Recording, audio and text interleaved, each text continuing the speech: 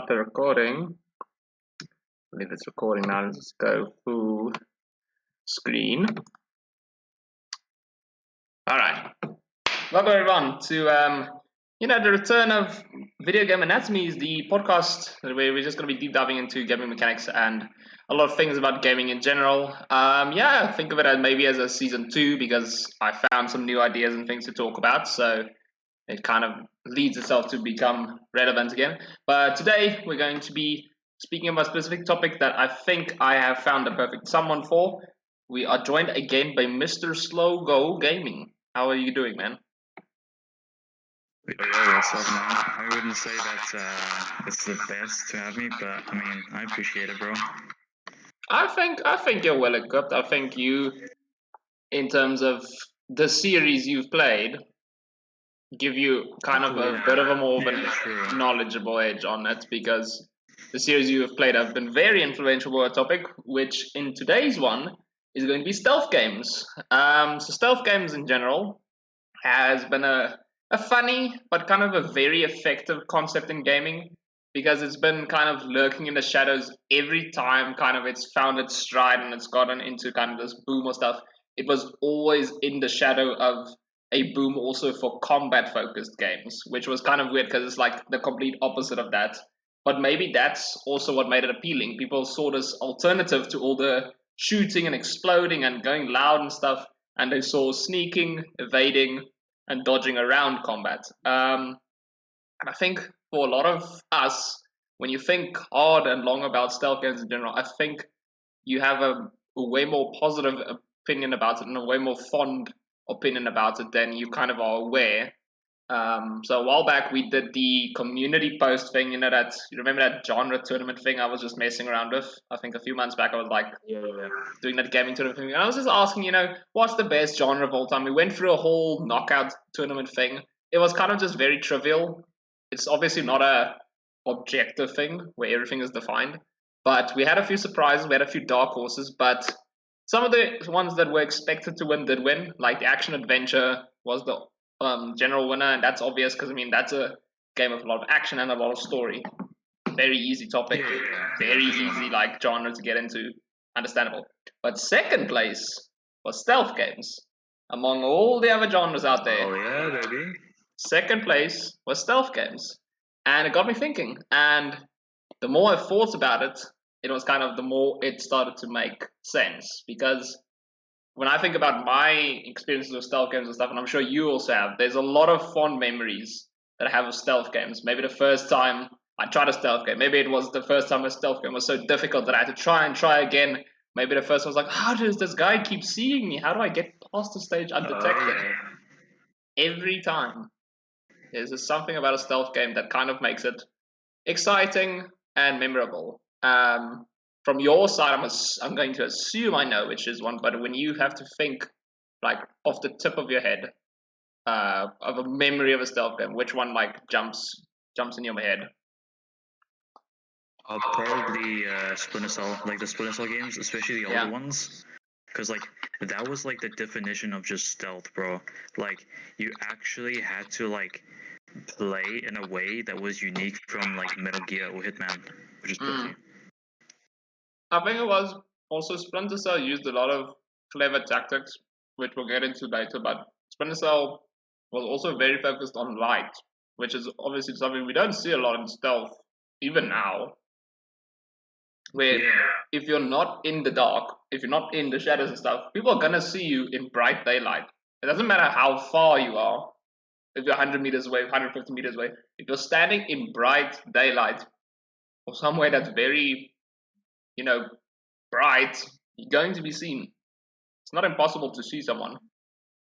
And it's kind of one of those concepts Splinter Cell did really well, as well as other things like its night vision. The fact that you were kind of this very great story of Sam Fisher, the operative, sneaking around bases, doing covert missions, operations, all that. It's something that goes, in those days especially, also against the normal lot. I think about all the Call of Duties and stuff you used to get. You always were this big heroic guy doing like the most loud action movie possible thing out there. Like it was just that. You didn't see sneaking around stuff. in the early 2000s, except for the few that did stand the test of time, like Splinter Cell or Hitman or Metal Gear, whatever we have now. That's just one of those things. And when we think about it in its most basic form, that's what it is. Stealth is about avoiding detection from an enemy or an entity and just don't let them spot you.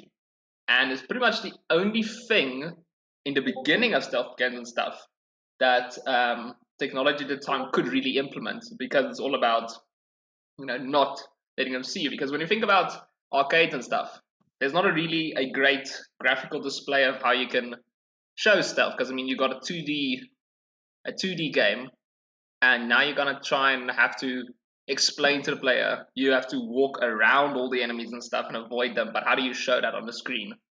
Which is kind of the difficulties they started to pick up. So the first one to do it was actually a game called 005. Hey, speak of him. What is up to the second guest, joining a little bit late, but what is up, Mr. Marty? How are you doing today? Your mic is muted, by the way. Hello. Hello, how's it going? Good and stuff. Good. I see you made it. Yeah, finally. Okay, now we just started picking up on stealth and stuff. We started about talking about the beginning of stealth games when arcades were around. Developers had to find a way to try to explain to a player that you had to go through a game stealthily. Because think about an arcade game. It's a 2D game, mostly, where you're kind of just mapped on a screen as a small dot or whatever as a player. And you got the enemies roaming around. But how do you kind of tell the player to avoid detection and tell them things like, oh, you're being spotted, or oh, you've got around them, or whatever? It's difficult concepts when you think about the technology at the time to try and implement. So the first one to do it was 005. And yeah, it's gotten those basic concepts. It got those basic concepts under the knee. It was a spy game, you had to deliver secret files to your agency by sneaking out of a enemy building and into a helicopter. The enemies had those vision cones that they usually implement on radars now in games. Like radars in games usually do it now, where you see like this is the spotting whatever perspective of the enemy. That they had to map on the arcade screen. That was the first time we saw vision cones, and you just had to stay out of it to remain undetected. And yeah, so if you had to think about this, like technology at the time, how old do you expect that game was when I'm talking about this game? 1970, probably. Slow was actually pretty close. It was made in 1980. So that is 43 years. 43 years. Damn, holy. John has also been walking a long path. But yeah, it was also one of the first times when you think about it that, again, I mentioned in the beginning of the podcast, that stealth has this kind of very interesting trend. Stealth games will get a boom at the exact same time combat games got a boom. Which, if you think about it, seems weird because they're completely the opposite thing, right? Combat games are very loud. You're shooting all the time. You're not really thinking about stealth. And stealth games are all about avoiding combat, staying in the shadows, whatever. But they would literally, in proportion, boom at the same time. And I think it's just because people found it appealing to play the alternative of either or. And this was the same thing when the first one came out, because if you think about it, the games in those days, if you think about just general games, even like the random ones, Space Invaders, you're shooting a bunch of spaceships. You've got beat 'em ups, you're just beating up a bunch of enemies that are on your screen. That's all action. Thinking of shoot 'em ups, shooting a bunch of enemies on screen, going through a level. Those were the basic arcade games of the time. Just straight up combat, not really with any rhyme or reason, but you're shooting stuff, which people find entertaining. So that's what it did. But again, stealth games was the other side of the coin, and it still got a lot of popularity from it. And we saw this again a year later when one of the kind of first kind of big franchise, it didn't franchise really. This is a funny one because it started as a stealth-ish game, but most people play this game with like combat in mind and loud and proud anyway. But Castle Wolfenstein in 1981 actually took that idea of stealth even further, because it started to introduce a lot of more how do I put it, like familiar patterns when it comes to stealth games. Think enemy patrols, think disguises that you can wear to kind of fool enemies and stuff, and just access checks, like you need to have a key card or something to get into a certain place, or some sort of biometric whatever. Okay, yeah. This was like Castle Wolfenstein was the first game to put all this stuff in. And kind of, if you think about it more, like a lot of modern games still rely on a lot of this stuff. They rely on you to focus on patrols. They rely on you to like dress up, as an enemy to get through the base, whatever. So it's just simple stuff that they started to implement, and it started to form a, how do I put it, a general image of what we expect from a stealth game. And yeah, we got also Stealth Kills in 1984. That was the sequel to Castle Wolfenstein. And we also got the other side of the coin. We're not necessarily also dealing with combat during stealth. Maybe you're just using stealth purely to get away from something or hide or something. We got that also in 1981 when Monster Maze made an appearance where you had to escape from a T-Rex in a labyrinth. That was literally the game, just to escape. But again, another thing about stealth. You're trying to get away from something, you're trying to hide from something. As they don't spot you because you are at a disadvantage. That's the big thing about stealth. Stealth tries to like convey that you have to use stealth because usually you're at a disadvantage. That's kind of what it's the sense it's trying to make for you.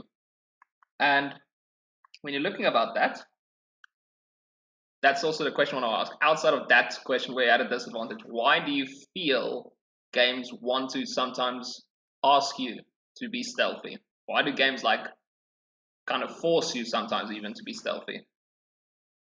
Well, a little bit more of a, let's say, a rewarding type. Usually they request if you want to get stealthy, and if you complete a stealthy mode, you usually get achievement or something like that. So it does give incentive to try out new gameplay. That's a pretty valid one. What about you, Slow? I suppose the reason why they would like implement these stealth sections is to not get bored of doing the same gameplay with going guns out and going crazy. So like they kind of like make you be like, oh, you've been having fun doing this, so how about you try this? If you like it, you might continue doing it. If you don't, scrap it and just play how you want to play. Yeah. That's also pretty valid because when you think about also sandbox games and stuff, like easy one, you've been playing Skyrim recently. It's pretty easy kind of switching from, let's say, a magic build to a stealth build to an archer build to a brute build, whatever. There's not a lot of effort you need to go into it, but except for some skill investment. But like, it's perfectly possible to sneak through an entire dungeon relatively easily, or just decide today I'm just gonna, hit everything that moves. It's one of those. Skyrim does it pretty well, where it can, from a sandbox perspective, allow a player a lot of freedom of approach when it comes to like quests, missions, random stuff even. Skyrim does it pretty well. And now, those reasons also you mentioned are reasons that were circling, the heads of the devs and stuff like that, and they wanted to put it into full effect. And now, I'm going to start talking about Slow's hero, because none more so than a young developer in the 80s called Hideo Kojima started to think a lot about... The 80s? Yeah, he was there in the 80s. He did a lot for stealth, by the way. You're going to find out now. I'm not know that. Slow is very aware, but as I said, Hideo Kojima has been a pioneer kind of stealth that we are accustomed to and stuff like that. And he used what we spoke about now very effectively in his games. Obviously, how about you tell us, Slow, what Hideo Kojima introduced us to? It's possibly the best franchise to ever come close to any other franchise known to man, and that is Metal Gear, bro. Metal Gear Solid is like top tier. It is just, but just don't count on Metal Gear Survive. That is not canon or whatever, bro. Metal Gear Survive is just a shit show. Okay. We will ignore that one, but he's correct. When it comes to Metal Gear or Metal Gear Solid, Kojima's brainchild essentially of that is pretty much been the kind of innovator of stealth. Not the sole one, but we've relied on it a lot of times to kind of show us the way forward. What is the future of stealth and stuff? And then Hideo Kojima just made another Metal Gear game, and we're like, oh, there's the future of stealth. It was one of those things. And it started again in 1987 when he started the Metal Gear series, and he saw what Castle Wolfenstein was doing. He said, that's very, neat. I'll be using that and stuff. But he also wants to introduce his own things. Like, let me put it to you this way. When stealth games usually wanted inspiration for stuff, every time they tried to do something new, their first, I think, go-to source material was obviously like movies. Movies is a very easy medium to kind of get ideas from, and stealth was no different. Because what he started to introduce was silenced or suppressed weapons. Very obvious one. We always see it in movies. The spies going around taking everyone out like that. Oh yeah. We see, this is more gamified one, but we see multiple alert modes for enemies. Like, they either do actually spot you and they are aware of you, or they hear something and they are suspicious. Like, it's not the same thing. There's a danger level to both, but it's important to distinguish like what type of alert level the enemies were. Or maybe they saw a body, so they know someone's here, but they don't know where they are. So there's different alert modes he was thinking about. And even things like in general, like cameras could spot you. It's not, you don't only get spotted by humans. There's literally cameras everywhere in a building that can spot you. Because one of those things about stealth games, you always think you're like, oh, I'm so cool sneaking around. If there was like one camera in the back there, and the guy's just sitting in a server room watching, like, what the hell's this guy doing? Crouching around like that. Which is like one of those things that, like, yes, that kind of defeats the whole purpose if there were cameras, because we just get so easily spotted. But things that Kojima started bringing in. And as I said, that's just like the tip of the iceberg. That was innovation like we haven't seen yet, that was put into games. And it's pretty much why people treat Kojima still like a rock star today. Deservedly. I know the man did a lot for gaming, but his way of innovating stuff that seems so simple and just putting it into games is kind of, it's a keep it simple philosophy almost, where he really excels. He's really good at that. And very like bizarre stories also. Very bizarre stories. But anyway. Then Metal Gear 2 in 1990 would even kick this up a notch more, because we allowed crouching for players, first time ever. Like, I'm not talking just in stealth games, I'm talking about first time in gaming ever that a player could crouch, that we use in like all types of gaming now, multiplayer gaming, RPGs, whatever. Crouching, literally the action of crouching, was made by Kojima's Metal Gear 2. Just to give you an idea, like, of the very simple stuff he's thinking about, and like how much it influenced games, just because it was so simple. Even the way you can lure guards away, you threw stuff, guards were distracted, they go look at what's up, and you distract them, move them away from like a desired position. And even allowing the state of guards to reset, something that's also in gaming a lot. Like, they're not alerted all the time, eventually they'll go back to their post as if nothing happened. It's a little bit of a kind of, one of those things that only work in games and kind of actually don't really work in games because it doesn't make sense from a plot point. Like, you just watch someone die and you just like looked around for a guy for like 5 minutes and then just like, what's the wind? Probably the wind. Oh well, it's fine. But yeah, it's like those things, like I said, kept it so simple and yet it was so effective.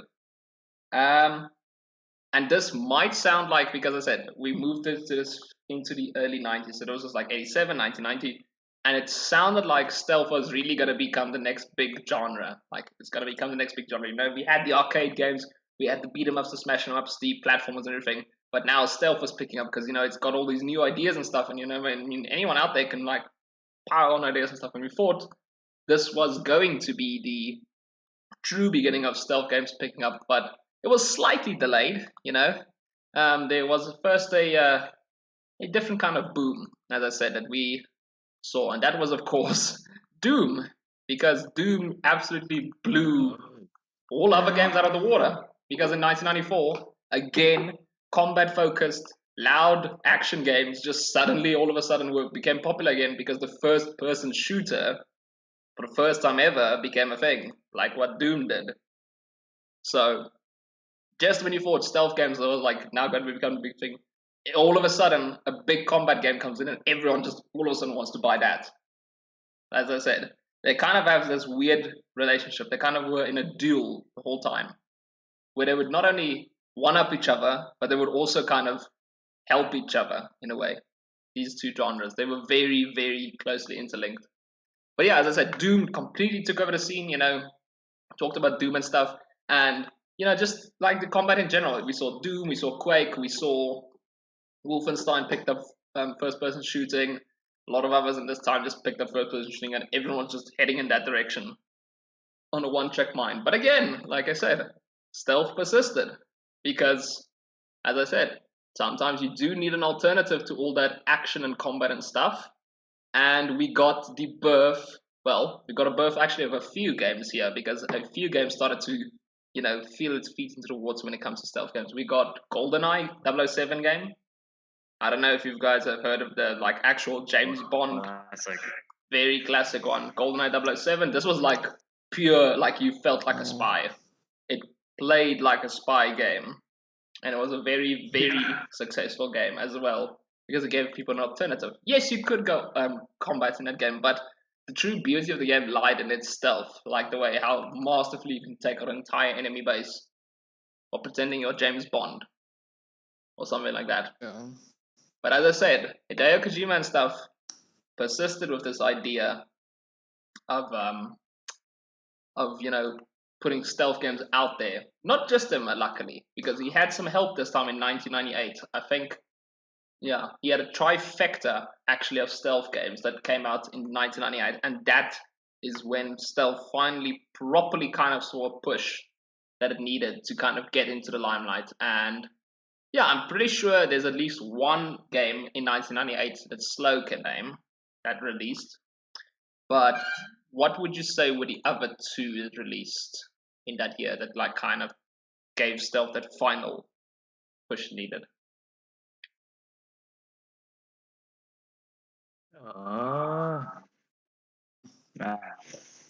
Go for the easiest one first. Because well, okay, Metal Gear Solid 1, right? Yes, that's the first one. I will give you that one. You want to stab a guess at the other two?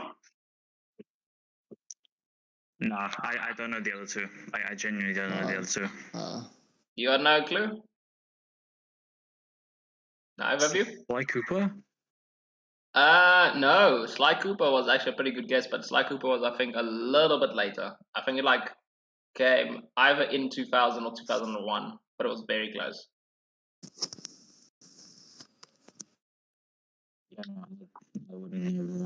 All right. Well, let's start with the first one. Games. Let's start with the first one. Metal Gear Solid. As we said, this is probably. But no, you told me which one was your favorite Metal Gear. But I'm pretty sure Metal Gear Solid 1 has to be one of your favorites. Yeah, it is. I was correct. I thought Metal Gear Solid 1 was going to be a favorite because genuinely, that game is one of the big ones when it comes to stealth. It was kind of the third of the iteration, but it gave that proper kickstart to the whole franchise of Kojima's Brainchild and stuff. And again, just all the smart tricks and stuff it does. You could see the enemies could see player tracks in snow and mud, and would literally follow the footprints to see where they led. That was one thing it did. Bodies of enemies you killed. Oh my god.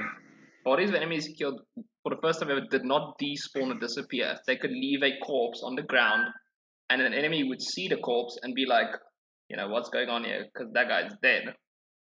First time that's happened in gaming. Infrared sights, you can see in darkness. It's not like you just have no vision whatsoever. There was infrared or night vision sights that you can see enemies with and stuff like that.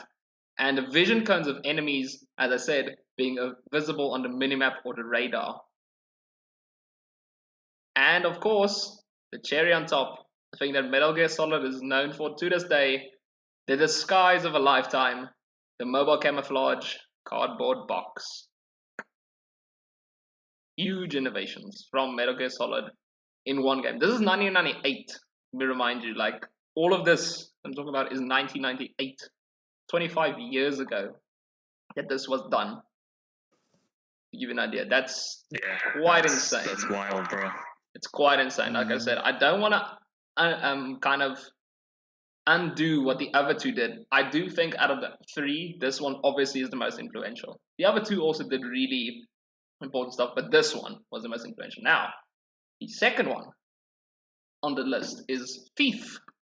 Now, you might actually know the name Thief from... Oh my god, bro. No Yeah. way. It was obviously the game Thief that I think Martin and some others would know is the rebooted one. A few years ago, they rebooted Thief as like a concept and stuff like that. But the original Thief was again this game where you are... They kind of made it very logical to use stealth because they were the ones that said you have a disadvantage, hence why you had to use stealth. You were a character that wasn't good at combat. He didn't have a lot of health. He wasn't strong. He couldn't take enemies on head on. He would get like killed. So he had to rely on stealth because he was good at that to sneak through. And he was a thief, obviously, so put two and two together. But yeah, they just thought about, you got so much arsenal in the game, and you have so much like strength and stuff that it kind of just feels easy to take on enemies without putting in the effort of like stealthing or stuff like that. So they just didn't allow you become this strong, unstoppable guy. They just told you, you have to stealth or you're not going to make it through this game. And that was very cool of Thief. But the other thing it did, it was the first stealth game to ever have a first-person perspective. Keep in mind, like Metal Gear before this, and all its innovations and stuff, Metal Gear was a third-person game. Thief was the first ever first-person perspective. So you can imagine how much kind of that does in terms of immersion and stuff. And like also, I mean, your vision's very limited in first-person compared to third-person when you're stealthing. It's kind of enhancing that. You need to focus. Like, you need to focus to avoid detection and stuff like that. So that was a very... very crucial. And there's other features also that did. I don't want to like gloss over it because it did lockpicking. Lockpicking was one of the first times ever it's been done was in Thief. Vocal cues also. Like Metal Gear also had very clever stuff it did, but it didn't have the vocal cues that Thief had to tell you like maybe the state of the enemies. Like they say, I better investigate that. What was that? I see you. You know, whatever like that. Like voice cues that kind of tell the player what's going on. Yeah. So, as I said, very innovative stuff. Unfortunately, the people who made Thief, as I mentioned, did shut its doors soon after this one was released. They did release a sequel. I don't think it sold well or something, but they just closed, unfortunately. They didn't really get back to that. Square Enix did reboot the game, like in a few years ago, 2014, something like that. But I don't know what lies in store for Thief, but again, it would be nice to see a game like that return just for kind of salute what it's done, because it has also done a lot. And then last and certainly not least, but this is probably the least known I think of the three, is Tenchu. I don't know if you've ever heard of the name. Have you heard about Tenchu? Yeah. Right. Tenchu or Ten? Oh, sorry about Tenchu. Tenchu. Oh, Tenchu. Okay. Yeah. Funny enough, it's actually released by someone very like big. It was released by Activision in 1998 as well. What the frick? Really? Yeah, it's an Activision game, but it's got a very interesting premise. I mean, you're set in feudal Japan. You actually play as a ninja who needs to discover the corruption, that's going on in the land, and you have to take out other ninjas and stuff like that. And the movement in this game was crucial. You needed to duck, crouch, and hide behind cover. And you also were rated at the end of the game with how well you stealthed. Like, for example, how many times were you spotted? How many enemies did you manage to kill? Like, were you stealthy enough? And like that gave a lot of replayability also to the stealth missions and stuff like that. So you had to reach a certain level of stealth before you can actually advance. Yes, you had to stealth through this level to advance, but you were also like given a score at the end of the level. So the thing is, like, if you wanted to replay the level and like get better, it allowed you, because now it gave the level a little bit of replayability. Because if you think about a stealth game, the Charles concept. Yeah, because the thing about stealth games, like usually stealth games require you to have so much focus and so much effort, and maybe you fail. It feels sometimes repetitive to stealth through it again. Like, do it all over again. A lot of people don't want to stealth again. Like, they get tired of it because of all the effort and focus it requires. But Tenchu's clever way of rating you, how well you did, told you to start looking for better ways to stealth. It wasn't necessarily do the exact same thing over again. do it, but do it better this time. Was what their philosophy was. Also, first 3D stealth game ever. I think it was released before the other two, but it was the first 3D stealth game ever. So that was also very important. But again, these 3 games releasing the same year was pretty much exactly what stealth games needed to just give it that push to allow people to recognize and acknowledge it. Like, despite all of this first-person shooter revolutions, stealth games still was a valid and easy alternative if you didn't want to necessarily go through combat the whole time and like play all these games where you just shoot and kill things. It was a very valid thing. And then, as I said, then we started to move to a lot of franchises that started to come into its own in the early 2000s. And they had a lot, like I said, Slow mentioned already, Splinter Cell came into its own. Hitman came into its own. Sly Cooper also became, it's a bit of a more fun one, but still, Sly Cooper came into its own, among others. There were a lot more others, and people started to pick this up and recognize it. But also they started to recognize that stealth could do more than just the gameplay for us.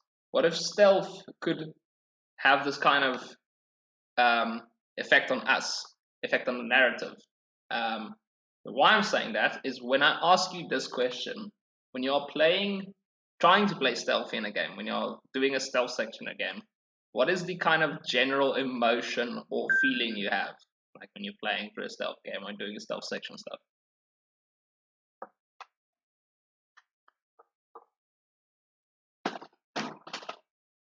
Hello? Did you hear me?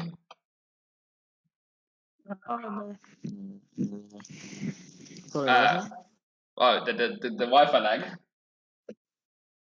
Can you guys hear me? I cannot hear you guys that well. Is the connection up? Yeah, I think it's up. I don't know if could you hear me, Slow? I couldn't hear you that well. Yeah, I can hear you, bro. Oh, okay. No, never mind. I was asking, like, when you were playing stealthily or doing a stealth section mission, what is the kind of general feeling you feel when you're doing that? Really on edge because, like, if you get spotted, then you may have to like restart all over again, or just be like, I'm done. I'm just gonna go guns blazing. That's kind of the feeling of, but it's always with every stealth game kind of. It's that feeling of it's on edge, like it's not now, no, like kind of every time it feels tense. Like everything you do feels tense because you feel like this is the way I'm gonna mess up. I'm gonna mess up. I'm gonna mess up. I'm gonna mess up. I'm gonna mess up. I'm gonna mess up. It's gonna happen. That whole feeling of that's constantly what's going wiring into your brain. But yeah, that's exactly how they want to make you feel. That's exactly what they realize they want to make us feel. And wouldn't it be neat to pair that feeling of stealth in a game that was already nerve-wracking and intense? Like I said, stealth games had its own like thing going, because I mean, like stealth games were all about stealth and stealth. What about other genres? How could they use stealth to enhance their game? And certain genre collected, they said, if we can use stealth the whole time, we can keep players on edge the whole time and make them scared the whole time. So survival horror started to realize if we put stealth in this game, people are going to be on edge playing the whole time, and things like jump scares and monsters lurking around and stuff like that would become way more intense. Like, for example, if they just gave you a big gun in like Silent Hill, huge gun, like they gave you Doom Guy's shotgun, would you feel as scared as you would as if you, or compared to if you have nothing?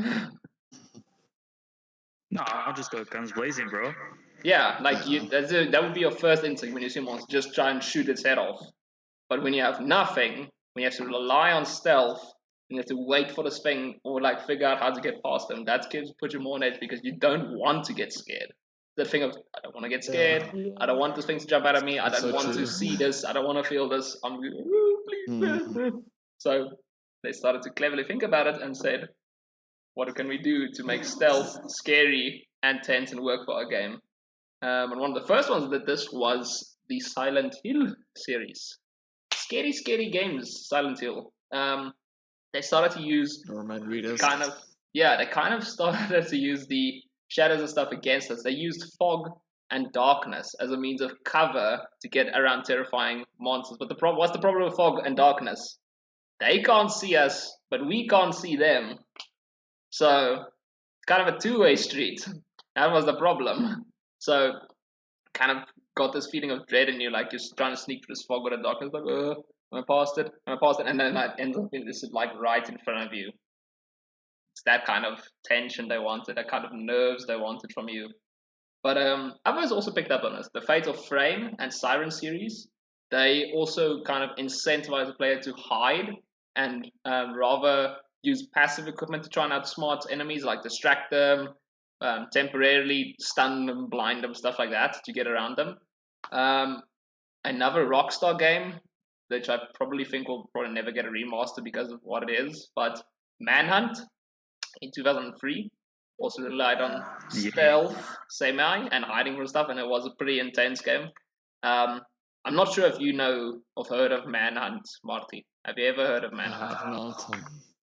So yeah, Rockstar. I don't know, like GTA. Everyone says GTA is kind of their, how do I put it, most offensive content, but like that's only people who don't or not aware of Manhunt. It's on a whole Like- level, bro. It is Like Manhunt is this kind of experience that I don't think it can get a remaster, because I don't think people in the modern age would even like tolerate a game like that, right? Yeah. So Manhunt was essentially a game where you were a death row prisoner or a serial killer, and you had to kill other serial killers in like these snuff films. Do you know what a snuff film is? No. A snuff film is basically a trashy, like it's a real thing, It's a trashy film that people make, where it's almost essentially just a documentary of people like doing really, really messed up things. Like, you know those videos? I see. I'll give you. You know that video, that GIF the guy sent you of a donkey getting ran over by a train? Oh yeah. That's a snuff film. To give you that kind of idea. That's gross. So this whole game's premise was around that, like serial killers murdering each other, and then like that's the whole game's plot and stuff. But again, like you snuck around, you tried to outsmart them, kill them with their own stuff and stuff like that, because you had to like be the last one standing. As I said, I don't think this is gonna be a game that's gonna see the light of day in the modern time. But again, we had more. We had Amnesia doing it. We had Fear doing it. We had Clock Tower, which was another cool horror game doing it, and even the semi-horror, semi-shooter Stalker. I don't know if either of you've ever played Stalker, or to an extent Metro. Like no Metro. I haven't played it, but I've heard of it. Yeah. Oh. It's technically the thing where I told you, like, you wouldn't necessarily be scared if I gave you a big shotgun in Silent Hill, but this game somehow managed to make it work. You were so scared despite you having all these weapons and stuff. Like, the monsters just freaked you out in these games, despite you having weapons and ammo and stuff. And like, where the monsters weren't like strong, you could kill them with the ammo you had if you shot correctly. But it's like, no matter what, the game just freaked you out every single time, just because of how nervy it was in your head all the time. It messed with your head. But that's the thing it wanted to do with stealth. Kind of saw it as like, we always are tense and nervous when you're playing stealth games, and you're always tense and you're nervous when you're playing horror games. Why not put it together? You know, like that. But there is one horror game that I do want to give absolute credit for, and it takes the cake when it comes to stealth elements done. But before I say that, if you had to think about one quickly off of the top of your head, which one? I don't know how many horror games you guys have played, but like, which horror game, if you had to think about how it does stealth and stuff, would you say like that it's really good or the best that you've seen?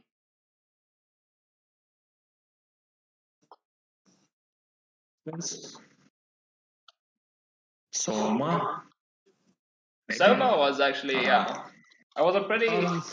well, sorry, for a mobile game, Granny was pretty good. Every time you say that name, I laugh. Keep in mind a mobile game. For a mobile game, I do agree. It did pretty good because, like, I don't know, like, genuinely in a mobile game how well you can convey horror and stuff like that. So, but that game did pretty alright. I think for its horror and stuff. And I mean, to be honest, like when you think about mobile game and stuff you can download, it's not like a PS game and stuff that like you buy and there's an age restriction, and usually like kids that shouldn't be playing these games wouldn't be able to play these games because like they wouldn't, like their parents wouldn't buy it for them. Let me put it that way. But for say a mobile game like you mentioned, they can just download that from the Play Store at any point.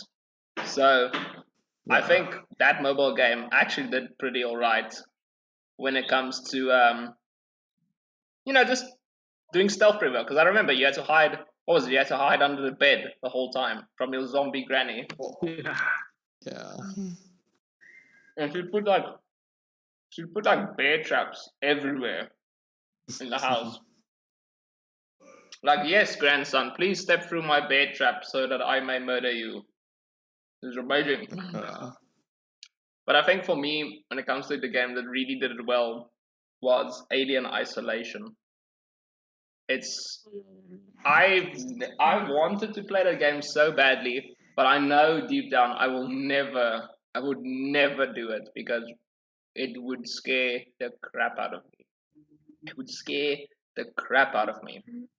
It's a pretty simple premise if you've watched the Alien films and stuff like that. You know how a xenomorph essentially looks and stuff like that, like the whole alien thing, right? You're on a space station and the xenomorph is lurking around and stuff. But here's the thing about xenomorphs and all that. It has this ability. In this one, they had an AI learn how you played the game. So when it comes to like, say for example, you want to sneak around the xenomorph using the vents in the game because there were vents. So you can like use the vents to sneak around the xenomorph because it wouldn't stay there. If you did it too many times, the xenomorph AI figured it out and it would literally pull you out of the vents and kill you. So every time you encountered that thing in the game, because it was coded to come randomly in the game, it wasn't like scripted to appear or anything. It was coded to randomly appear in the game.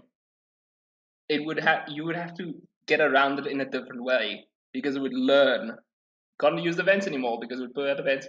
You can't crawl around on the floor anymore because it would start looking for you on the floor.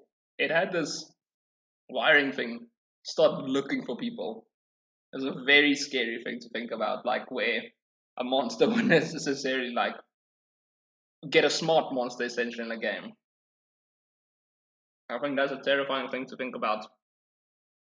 But yeah, if you haven't seen it yet, go take a look at Alien Isolation gameplay. It's scary. Very, very scary. But yeah, as I said, horror did a lot for stealth as well, in terms of how it did it in the narrative and all that, and how kind of brought it forward. But let's now look also how other things move forward from the 1998 boom that I mentioned. You know, how to make stealth not feel forced or make it unnaturally like the easier option. Like, for example, I don't want to say it was forced back then, because when you think about the games that were like Metal Gear Solid and stuff, it makes sense to be doing stealth in Metal Gear Solid because it's an base full of enemies. If you go loud, you're outnumbered, you're outgunned, you're going to get killed. Like, it's the kind of thing like combat doesn't make sense in that scenario. Stealth does make sense because it gives you more of an advantage. And yeah, it's a thing where also games started to realize people didn't want to be, you know how you Slow mentioned like sometimes games put stealth in their games because combat might feel repetitive, like people are doing the same thing over and over and over again when it comes to combat, right?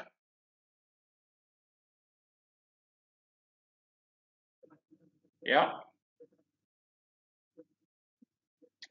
Can you still hear me, by the way? Because I've heard nothing. Yeah, I can hear you, bro. Arthur, can you hear me? Okay. Okay. I'm just making sure. You're like freaking kids in class. You're all dead quiet. Anyway, no. So, stealth games started to realize the same thing. If we do stealth over and over and over and over again, people are going to start finding it repetitive. So, the best of both worlds that they had to make to give people kind of their agency or freedom to choose what they want to do is to make something called emergent gameplay. I don't know if you've ever heard that term before, emergent gameplay. It gets thrown around a bit when it comes to like if you look into gaming stuff and stuff, you always hear about emergent gameplay, right? I'll give a small explanation because I think you'll recognize it when I talk about it. It's a type of open-ended gameplay that relies on basically what you're doing to kind of give a more organic feeling to the game. I'm going to talk about more about that topic in a different podcast because it deserves to have a whole podcast by itself. But basically what it boils down to is that you don't necessarily tell the player how to do things. Like you don't necessarily tell them, you know, you should probably really stealth this part, or you should really like just shoot your way through this part. It's not telling you to do that, but if you figure it out, it's gonna make your life a whole lot easier. If I put it to you that way, like think about any game. A lot of games do this. For example, you can. How do I put it? You know those endings, like an easy one. Let me just think of it. You know those endings in Far Cry, the hidden endings, where like the guy literally tells you in Far Cry 4, for example, sit still, don't do anything, I'll be right back. Right? Or you wait 15 minutes and then Yes, that ending. Like that's just a really cheap way of explaining it, but like obviously you don't listen, you go down the rebellion path, that's the way the game should be played, but an emergent gameplay is if you actually listen to the guy and it gives you an entirely different ending because it didn't necessarily tell you to wait. The game obviously told you like what, stand up, go away and stuff like that. But if you didn't listen to the game, did your own thing, you got a completely different experience. And it was the same for a lot of games. I mean, like think about it logically. There's some games where you can kill like say a big enemy way sooner. Like you know in Fallout and Skyrim actually also does that. You can kill someone like way sooner and then all their quests are just done or failed or whatever because you killed them. Oh yeah. So there's different ways to make emergent gameplay, but what you're doing is you're kind of telling the player to think outside the box the whole time because there might actually be something, a secret or something out there that can make their life a whole lot easier. And when it comes to stealth, you kind of reward the player for going above and beyond and looking around by choosing the more difficult route. For example, if a game doesn't necessarily tell you that you can either shoot your way or sneak your way through it, right? When you think about a game, in general, combat is the less effort, more difficult option because you have to kill way more people, you have to survive against way more people. But combat is so easy because it just starts with you shooting someone, right?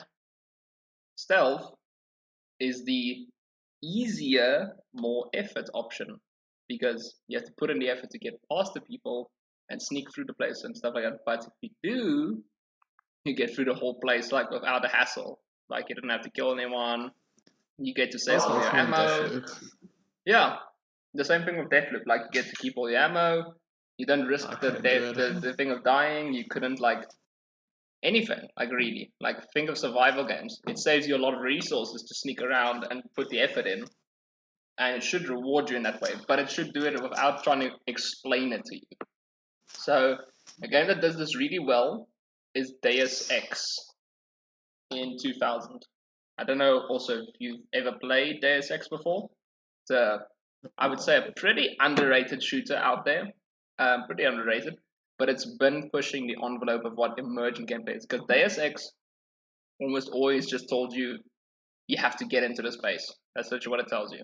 Like it puts guards everywhere around. And like you could combat it. It doesn't care. Like you can go and shoot every single person out there. And combat your way through the whole thing. It was possible. Difficult, but it's possible. But if you just put a little effort in, you'd find sometimes in some levels there was a vent opening. And if you crawl for the vent opening, there's a door like you can hack. And then you just pass through the whole base and get to the objective that much quicker and that much easier. Just because you started to look around a little bit more. That's what Deus Ex did, and that's what emergent gameplay is really all about.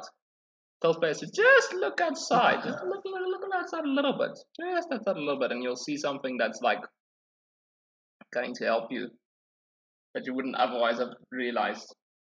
But yeah, that's also something that a lot of, as I mentioned, Splinter Cell, Hitman adopted a lot of this, and other genres. As I said, like I talked about Far Cry, the endings in general, but think about just Far Cry in general. Usually, when you take out Outpost in Far Cry or do anything in Far Cry, it's kind of the basic options. Is when you think about Far Cry, the first thing that comes to mind is all the chaos. You like blowing stuff up and shooting stuff and like just unleashing all the wild animals out there to go take out the whole base. That's Far Cry, like when you think about Far Cry. But Far Cry also allows you to entirely stealth the whole outpost. And unwittingly, you'd actually get more XP if you stealth the whole outpost. You get like achievements, as Marty mentioned, if you stealth the whole outpost. You get like more rewards, whatever, just because you decided to do it with more effort. And that's kind of also what emergency can be. Also, you get a lot of cool like animations. Like you remember those death from above, death from below, all those takedowns you can do. Oh yeah. A lot of them you have to do from stealth. I don't think a lot of them you can do in like straight combat. I think you have to do a lot of them in stealth before it's possible. Like there are some, I think, but I think most of them you have to do when you're not detected. And it feels rewarding. You know, it feels rewarding. Now, even think about like a series that has like built itself upon emergent gameplay. When you think about a bit more of the more modern ones, I'd say, especially like Slow would agree with me. I think like Unity, Odyssey, Origins, those ones. Assassin's Creed has built itself also upon emergent gameplay, because in the first ones it was more or less kind of clear cut. It told you to assassinate someone. There was a certain way of sneaking around, taking that guy out, and getting from point A to point B. But in the later ones, I think like Unity and stuff, you kind of feel like there's 50 ways to complete this objective, but my objective is still to assassinate that guy. I don't know. Is that how you feel, Slow? I think so. Like as the games have kind of like improved and gotten bigger, they've managed to kind of give you different ways of taking out people, so that it's not like the same boring stuff. Oh, take him out from above, or take him out from like a closet or whatever. You could do it like multiple different ways. You don't have to do it the exact same way every time, which is cool. And it gives you a little bit more of also even an element of replayability. So you're doing the mission over again. Maybe you want to get 100% sync on the mission, because I know those missions have a ton of side objectives that you have to do to get 100% sync. So if you want to do it over, perhaps think about it a little bit more outside the box. There's a different way to assassinate the guy. If you just use stealth, or if you use a more thing that makes it look like an accident, there's a lot of it allows you to think about a lot of ways and brings around emergent gameplay in itself. So Assassin's Creed has also thrived on that a lot. But on the other side of the coin, when you think about emergent gameplay, you can kind of alienate a little bit of people if it feels a little bit too difficult or too obtuse to do something that they don't directly tell you, even when it comes to stealth.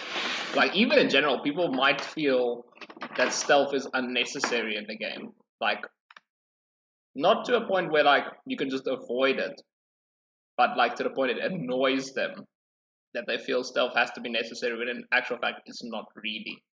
And I think there's more games out there that doesn't realize this, that you don't need to have stealth in their game. But they try to ham-fist it in because they try to think, oh yes, people would love to stealth in this game, and then when you're playing the game, you're like, oh, I don't want to stealth, please, this is so stupid, why am I stealthing in this game? Like, is there a game out there that makes you think like that?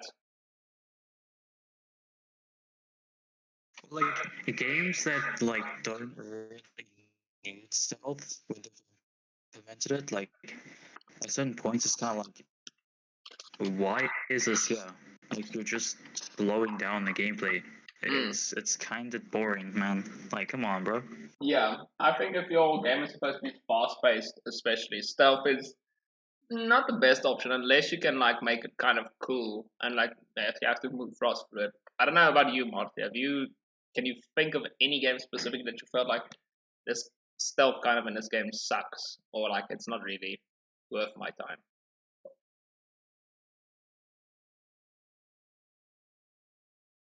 Hello? Marty, did you hear me?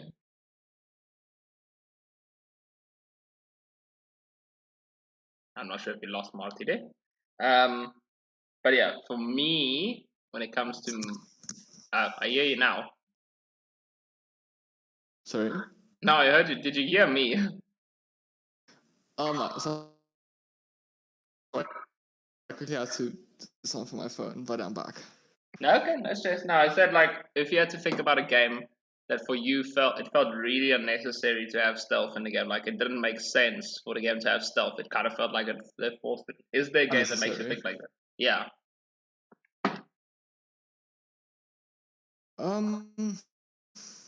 Well, I can't really think one of right now. I mean, most scenarios, stealth is an actual consideration if you consider it a situation. But I just feel like too many games try to incorporate stealth where action is. I mean, it's cool to incorporate other styles and so on, but sometimes I just feel like there's more purpose to just expect the guy to use action and so on instead of just stealth. But I can't really point at a game at the moment. I think from my point of view, I think maybe I don't feel it like I wouldn't feel it say 10 years ago, but I do kind of start feeling it now. Where I feel like their way of using stealth regressed a little bit. But I'm gonna be honest, Call of Duty stealth sometimes does not really make all that much sense to me. No, not at all. There's a few missions. Okay, look, Nathan Drake's collection is also really cool, but sometimes I just felt like stealth wasn't necessary.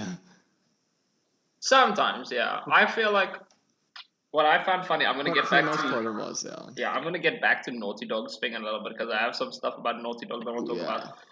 But for COD stealth, I mean, do you like? If you think about stealth missions, there were some really important ones. Like a few years back, if you played World at War, there's this one mission. I did not. There's this one mission where there's this one sniper in a building, a laser accurate sniper. Like if you stick your head out, he insta kills you, and you are tasked with taking out the sniper. So now you have to sneak around through the whole what was it, a church or something, and take out that one sniper. That was a very cool mission, very memorable. I see. The other memorable mission, yeah. Yeah, all that's a map for it. What? Sorry. It was like a map where you had to kind of like go badger through and try and find them. Yes. Wasn't that?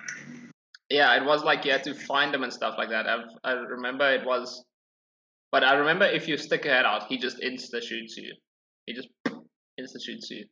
So you have to be really careful. That was a memorable mission.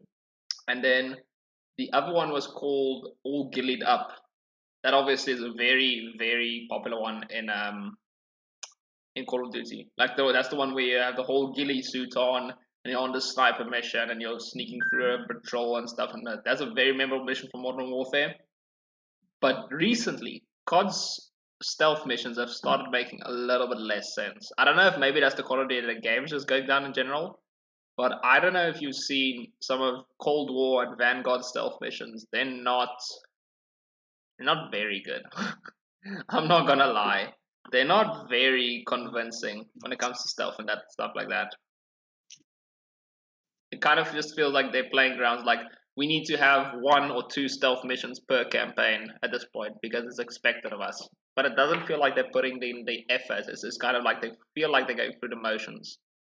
Where it's like I'd rather have a Battlefield-esque campaign where like everything is just blowing up instead of you just trying to ham-fist 2 stealth missions in there to appease some part of your community. Like it's starting to feel, unnecessary. Again, maybe COD in general is starting to feel unnecessary. That's also a thing. Also, what Marty you mentioned about Naughty Dog, about their stealth and stuff. They have a lot of funny stuff about their stealth that I always laugh about. So you mentioned Uncharted, about the stealth and that in Uncharted. And while I agree, some of it was funny. I do feel stealth in Uncharted makes sense because you're a treasure hunter. You shouldn't be the most accurate skillsman, and you're fighting against mercenaries, so sometimes you do have to sneak. But what I found hilarious in Uncharted is you do the most effort to climb across this freaking mountain face, right? Climb over the mountain face to avoid everyone. You sneak through the whole thing. You do these ancient puzzles where literally a rock can fall on your head and kill you, like Indiana Jones, right? You get in the treasure room, or you get somewhere that's really important, and here's the freaking enemies 2 seconds later just dynamiting their way a hole in the mountain, like, oh, we found you. We're gonna capture you now. Every time in Uncharted that happens. And I'm just like, really? I want their hacks about where they know exactly where the room is and they're just dynamiting their way through it. Because every time it happens. 4 Uncharted, it's happened now. The other one that Last of Us is actually really guilty about, but up against General also does, but Last of Us is really guilty, is when you're stealthing through a mission, right? Like for example in Last of Us, and you're sneaking around. In Last of Us you have obviously Ellie as the companion. Right?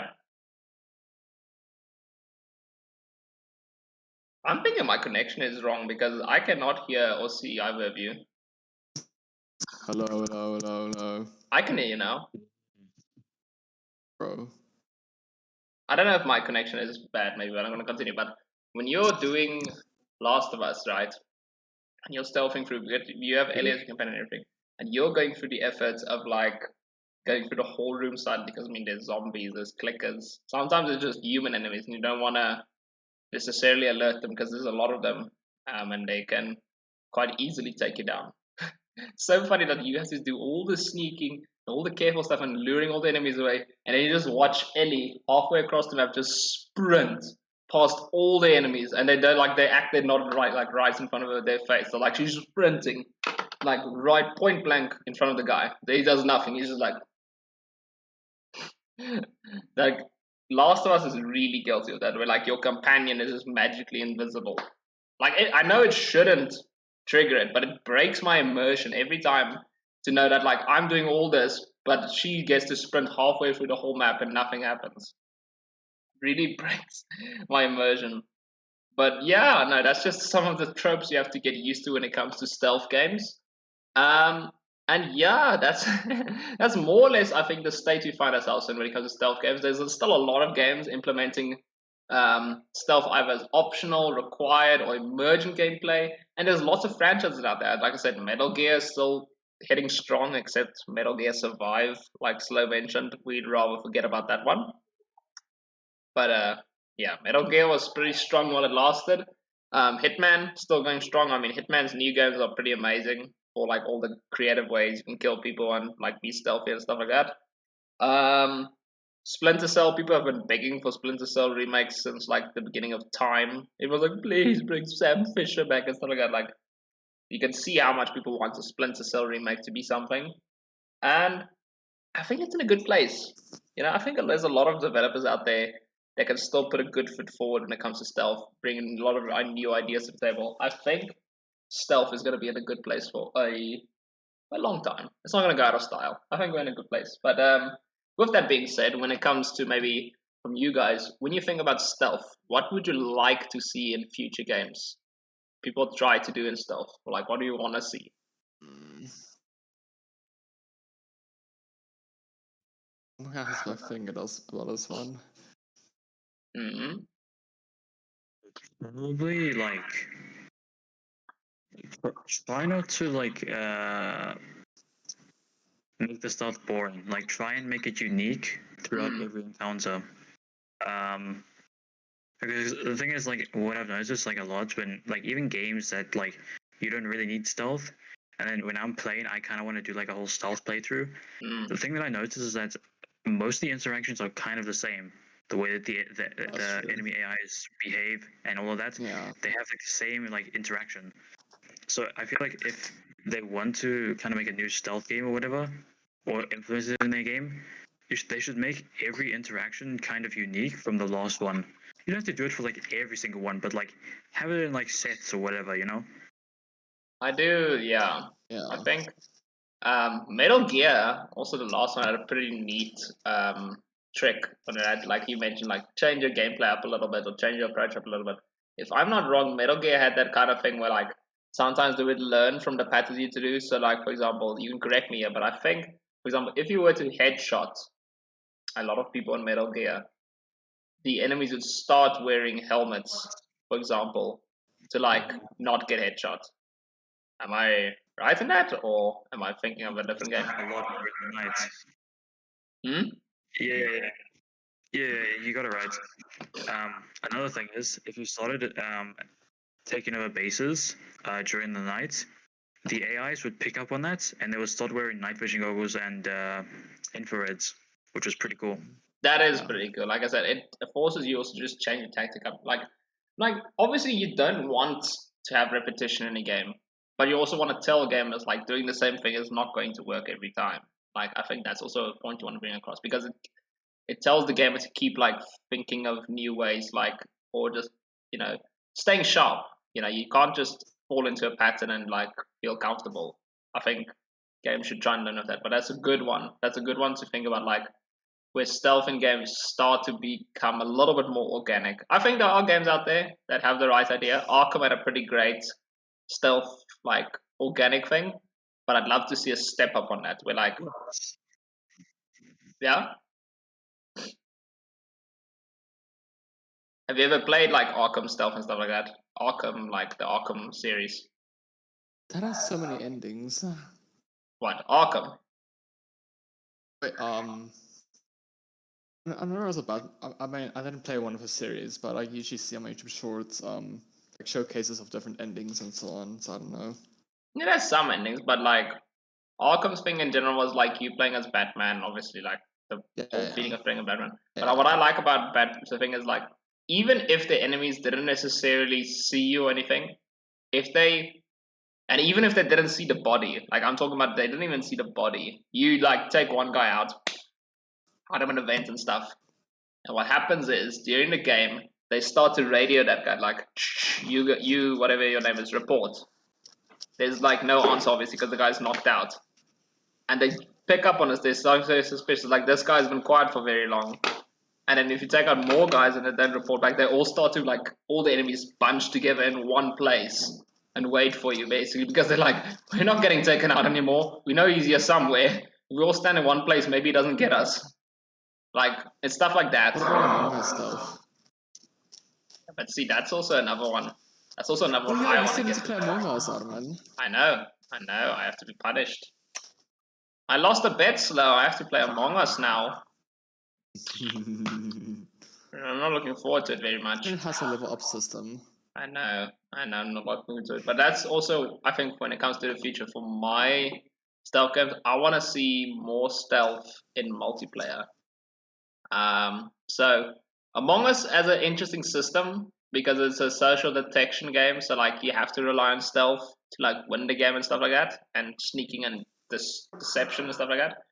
But even other games like Team Fortress, you got that class in Team Fortress, the spy one, where you can like look like the enemies, and then like you can take out the entire team. You wipe the entire team because they didn't pay attention. Oh, sorry, I need to go. Okay. What do I call it? Lights out. Sorry, what do I call it? Study. I don't know. But if you need to go, you need to go. Something. Sorry, I can't remember what it's called. Never mind. Thanks for joining, though. Thank you very much. That was pretty fun. Okay. Cool topic. Thank you. Yep. Hopefully see you in the next one then. I will see you also in the next one. Goodbye, Marty. Okay. Cheers. Yeah. But yeah, no, to close it, like, I think for me, multiplayer or stealth in multiplayer would be pretty nice because, as I said, the spy class in Team Fortress is pretty good. You need to assume different roles in the team. If they don't pay attention, you could wipe the entire enemy team. You had it in the old Star Wars Battlefronts. You could play that like one class called the Bofin Spy. You can go completely invisible, take out entire like people without them realizing because they don't know who's shooting them. Like the whole guy's invisible. Like for time, he has like a cloak ability, and you can shoot them, and like they don't know where he's from. And that stealth was very crucial because you could start taking out people on objectives and stuff like that. But yeah, for multiplayer, I'd really like to see it more where it's a difficult way to balance it though in multiplayer when it comes to PvP because you need to kind of give people an incentive to stealth rather than just shoot around and stuff like that. Like, you can just run around with a knife and go sneak kill people in Call of Duty or Battlefield, but like, why do you want to do that? Is there a rewarding thing to it? Does it help your team in a significant way if I stealth around? Is it like a good role to play? Is it like effective? Does it like really effective in killing people or stuff like that? I think if we can do that in multiplayer, stealth has a completely new level and direction to go to. But yeah, that is my piece on stealth games. I think that's pretty much all I have to say. Is there anything maybe from your side, Slow, that you want to add? No, I'm fine. I think we covered all bases. Cool. I'd like to see. Yeah, I tried to like cover all the bases. Obviously, just pay credit where credit is due to the ones that innovate stuff and like where the pioneers are and everything. But yeah, I think it's genuinely a genre that I hope and expect to see around for still quite some time. But yeah, that is my piece on stealth games. And I hope this was a good return to the video game anatomy series. We're probably going to be doing a few more topics in the future. There's about 5 or 6 that I've currently got lined up. So I'm keen to do those. But again, hope everyone that had a listen to this enjoyed it. If there is anything you'd like to say about stealth games or in general, you can leave the feedback in the comments or wherever, and I'll be sure to discuss some stuff with you. Other than that, thank you again for my guest. Thank you for Marty, who just headed out early, for joining us. Thank you for Mr. Slowly for being a big Metal Gear fan, so you can come talk about Metal Gear with us and everything. And yeah, just for being here, man. I hope you enjoyed it as well. Yeah, thank you for having me, bro. No stress, anytime. But as for the rest of you, thank you all so much for listening. Be sure to tune in for the next one and for other projects. But until then, we'll chat soon. You guys stay safe. Cheers.